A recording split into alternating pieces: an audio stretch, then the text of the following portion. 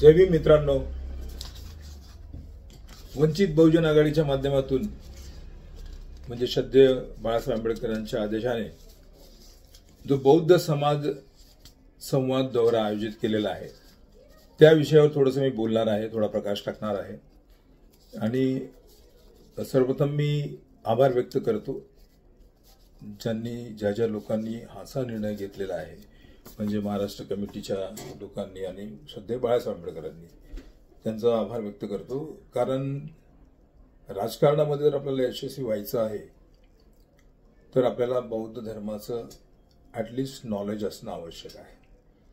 आता त्याच्याबद्दल ते कसं, काय गरज आहे, त्याचा फायदा काय आहे याबद्दल आपण थोडक्यामध्ये चर्चा करू। एकदा काय झालं, मी चैत्यभूमी येथे गेलो होतो आणि त्याच वेळी फडणवीस त्या ठिकाणी आले आणि त्रिचरण पंचशील वंदना घेण्यात आली। त्याच्यामध्ये बौद्ध समाजाचे अनेक लोक होते ते त्या ठिकाणी पूर्वीपासूनच, आणि त्याच्याबरोबर आलेली काही लोक होती। तिथे आल्यानंतर त्रिचरण पंचशील घेतलं।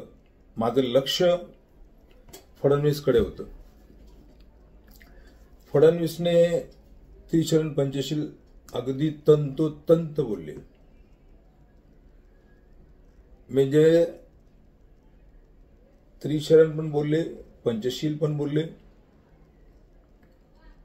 आणि आपल्या लोकांना आज सुद्धा, आपल्या बऱ्याच लोकांना आज सुद्धा त्रिशरण पंचशील बोलता येत नाही आणि पंचांग प्रणाम कसा असतो ते सुद्धा माहित नाही।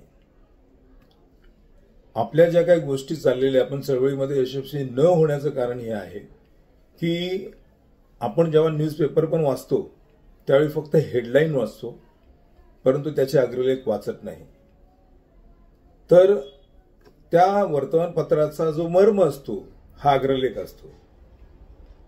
तुम्हाला कशा पद्धतीने प्लॅनिंग करावं लागेल आणि देशामध्ये कोणत्या प्रकारचे षडयंत्र रचले जात आहे किंवा जी काही इन्फॉर्मेशन आहे तुम्हाला तंतोतंत उहापोह करून अग्रलेखामध्ये नमूद केलेलं असतो, ते आपण वाचणं गरजेचं आहे। अगदी त्याचप्रमाणे लोक जय भीम करतात, त्याचप्रमाणे लोक चळवळीमध्ये येतात, त्याचप्रमाणे लोक आंदोलन करतात, त्याचप्रमाणे लोक अन्यायाविरुद्ध लढण्यासाठी रस्त्यावर उतरतात। पण ही लढाई शेवटी कुचकामी ठरते। याचं कारण असं आहे की फक्त जय भीम बोलून तुम्ही कोणी आंबेडकरवादी होत नाही। नमो बुद्धाय बोलून तुम्ही बुद्धिस्ट होऊ शकत नाही। तुम्हाला त्याबाबतचं जरी तुम्ही, मी स्पष्ट हे वक्तव्य करतो, जर राजकारणामध्ये यशस्वी व्हायचं असेल तर तुम्हाला धम्म वाचावा लागेल, समजावा लागेल, आणि जर तुम्हाला दुःखमुक्त व्हायचं असेल तर तुम्हाला धम्माचं आचरण करावं लागेल।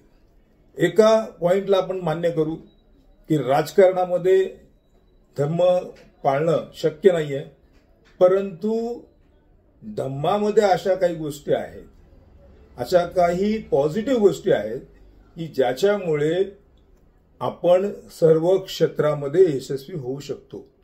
त्यातला हा एक क्षेत्र आहे राजकारण। तर मगाशी मी सांगत होतो,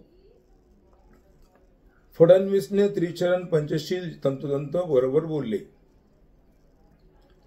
भगवान बुद्धांच्या विचारांचा पूर्णपणे अभ्यास आरएसएसच्या लोकांनी केलेला आहे आणि त्या अभ्यास करून नेमकं त्याच्या विरोधात कसं करता येईल हे त्यांनी तिकडूनच शिकलेलं आहे असं माझं म्हणणं आहे। कारण भगवान बुद्धांनी त्यांना जे ज्ञान प्राप्त झालं, प्रत्युत्तर समुत्पाद नियम हा भगवान बुद्धांनी सांगितला। म्हणजे आपले जे सळायतन, म्हणजे 6 आयतन किंवा इंद्रिय जे आहेत, हे इंद्रिय कशा प्रकारे काम करतात हे भगवान बुद्धांनी सांगितलं। भगवान बुद्धांचा हा अभ्यास त्यांनी केला। भगवान बुद्धांनी मन हे सर्व प्रमुख आहे हे सांगितलं. मग त्यांनी मनाचा अभ्यास केला. मग मनाच्या माध्यमातून गोबेल्स नीतीचा वापर करून लोकांना मूर्ख कसं करता येतं. खोटी गोष्ट 100 वेळा सांगितल्यानंतर ती सत्य कशी होते किंवा मनाला कशी पटते. वास्तविक सत्य होत नाही ती, परंतु ती सत्य भासते. एखादा मतदार घराच्या बाहेर पडतो तर त्याच्या डोक्यामध्ये असतं की मला या पक्षाला मतदान करायचं आहे. बरीच लोक म्हणतात की पैशाच्या जोरावर निवडणुका जिंकल्या जातात. मी हे खोडून काढतो. मुंबईमध्ये एक व्यक्ती खासदारसाठी उभा होता. त्या व्यक्तीने स्पष्ट सांगितले मी 50 लाख रुपये खर्च केले. आता जर पैशावरच जर इलेक्शन लढले जात असेल आणि जिंकले जात असतील तर आमचा कॅन्डिडेट जिंकायला पाहिजे होता. तर समजून घ्या, हा एक गैरसमज दूर करा की पैशामुळे इलेक्शन जिंकले जातात. इलेक्शन हे विचारधारेमुळे जिंकले जातात. आज जर भाजपला जास्त पर्सेंटेज वोट मिळत असेल कदाचित ईव्हीएमचा जर घोटाळा नसेल तर भाजपने पूर्ण प्लॅनिंग करून षड्यंत्र रचून मतांचं ध्रुवीकरण करण्यासाठी हिंदू धर्माचं उदो केलं. त्यांना याची बरोबर कल्पना आहे की आम्हाला जिंकण्यासाठी 35% ते 40% वोट हवे आहेत. म्हणून त्यांनी देशाचं काही होऊ, देशात दंगली घडल्या तरी चालतील हे लक्षात ठेवून त्यांनी हिंदू मुस्लिम किंवा बहुजनांवर जे अन्याय केले गेले किंवा हिंदू मुस्लिमांच्या विरोधामध्ये ज्या काही स्टेटमेंट्स दिल्या गेल्या, बहुजन महापुरुषांवर जे त्यांचा जो अपमान केला जातो, हे सगळं त्या षड्यंत्राचा एक भाग आहे. आपली लढाई ही छोटी लढाई नाही आहे. आपल्या समोर एक बलाढ्य सैन्य आहे, त्याच्या विरोधात आपली लढाई आहे. ती लढाई लढत असताना आपल्याला त्याच्याकडे किती शक्ती आहे, किती जनसंख्या आहे, किती पैसा आहे, किती शस्त्र आहेत, या सगळ्या गोष्टीचा बारकाईने अभ्यास करणं गरजेचं आहे. ते कशा प्रकारचे षड्यंत्र रचत आहेत, लोकांची दिशाभूल कशा पद्धतीने होत आहे, हे जर तुम्हाला जाणून घ्यायचं असेल तर तुमची सम्यक दृष्टी ही जागृत झाली पाहिजे. सम्यक दृष्टी जागृत झाल्यावर तुमच्या नेमकं लक्षात येतं की आपला शत्रू कोण आहे, त्याचे षड्यंत्र कसे आहेत आणि त्याला आपण प्रतिउत्तर कसं देऊ, हे तुमच्या सम्यक दृष्टी जर जागृत असेल तरच तुम्हाला ते समजणार.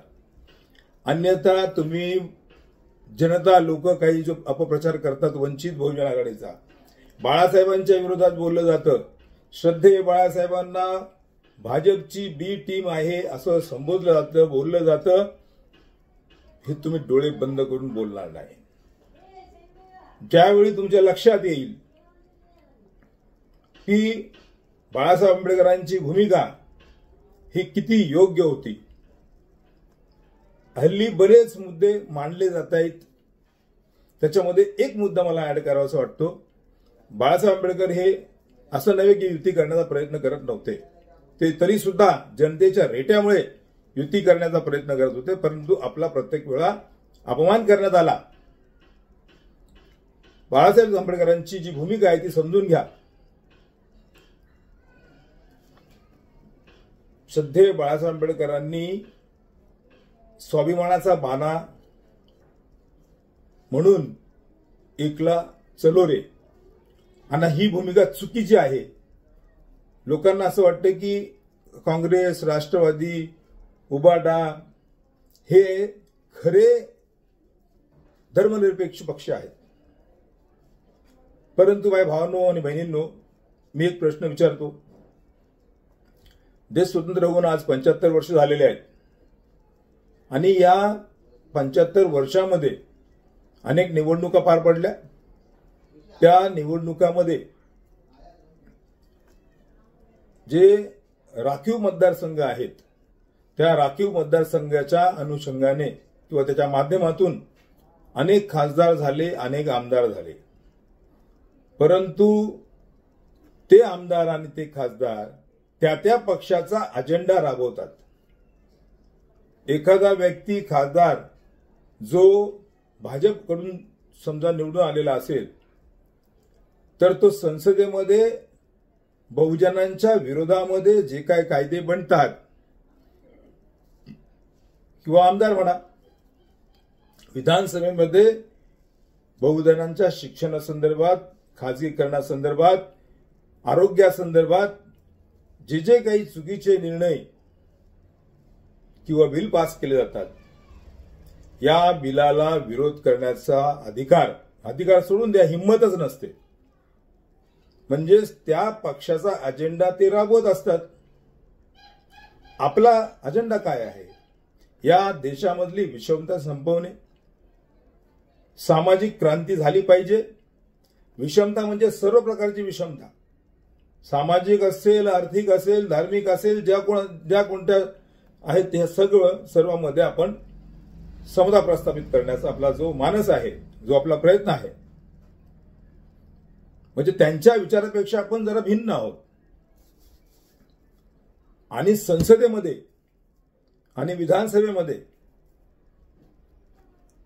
जे बहुजन समाज जातील ते स्वाभिमानाने गेले पाहिजे, स्वबळावर गेले पाहिजे, ज्यांच्यावर कुठलाही दबाव नसला पाहिजे। आणि हेच लोक बहुजनांची बाजू संसदेमध्ये आणि विधानसभेमध्ये म्हणजे लोकसभा, राज्यसभा, विधानसभा, विधान परिषद याच्यामध्ये ते मांडू शकतात। म्हणून बाळासाहेबांचा हे प्रयत्न असतो की आपण अशी शक्ती निर्माण करू। आपण म्हणतो 85% बहुजन समाज आहे, मग त्या 85% लोकांना आपल्याला सर्वप्रथम जागृत केलं पाहिजे। ज्यावेळी ते जागृत, ही एक लॉंग प्रोसेस आहे। काही लोकांना वाटत असेल की काय म्हणतात ना की पी हळद आणि हो गोरी, हे होऊ शकत नाही। आपण एक विचारधारा घेऊन चाललेलो आहोत, त्यामुळे हे होणं शक्य नाहीये। आपल्याला पेशन्स ठेवणं गरजेचं आहे।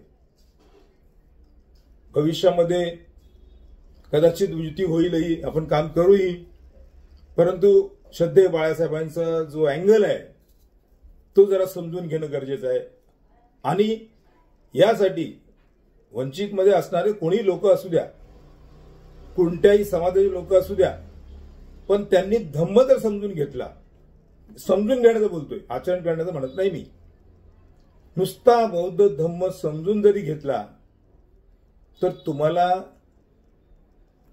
या मनुवादी लोकांशी लढायचं कसं, संघटन वाढवायचं कसं, ह्या 85% लोकांना एकत्र आणायचं कसं, याचं तुम्हाला आकलन होईल। हा एक मोठा विषय आहे, परंतु धम्म कमीत कमी जाणून घ्या, जेणेकरून सगळ्यात मोठा प्रश्न, माझा जो अनुभव, आपल्या पक्षामध्ये अनेक कार्यकर्ते हे एकमेकांवर कुरघोडी करण्यासाठी, मी श्रेष्ठ आहे हे दाखवण्यासाठी हे सातत्यानं एकमेकांचा अपमान करत असतात। ते वरिष्ठांना कधी चुकीची माहिती देतील, वरिष्ठांना काहीतरी चुकीचं सांगतील, चमचेगिरी करतील। या पक्षामध्ये आलेला नवीन आलेला जो व्यक्ती असेल त्याला कशा पद्धतीने तो काम करत असेल त्याला काम करू न देणे, उद्देश काय असतो? त्यांची ईर्ष्या असते, त्यांचा अहंकार असतो। याच्यामुळे या गोष्टी घडतात ना।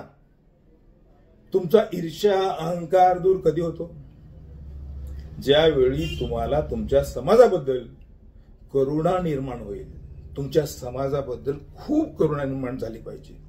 बाबासाहेब आंबेडकरांना खूप करुणा, एवढी करुणा होती, एवढी करुणा होती। बाबासाहेब आंबेडकर धडाधडा रडायचे, आपली परिस्थिती बघून रडायचे बाबासाहेब आंबेडकर। त्यांच्या मनामध्ये अतोनात करुणा भरली होती. ज्यावेळी तुमच्या मनामध्ये करुणा भरते त्यावेळी तुमच्या मनातला क्रोध नष्ट होतो, ईर्ष्या नष्ट होते आणि जी तृष्णा आहे तुमची की मलाच, मीच, माझं, ही ज्यावेळी नष्ट होते तर आपल्या सहकाऱ्यांबरोबर आपण एकदम योग्य पद्धतीने आपण वागलो पाहिजे.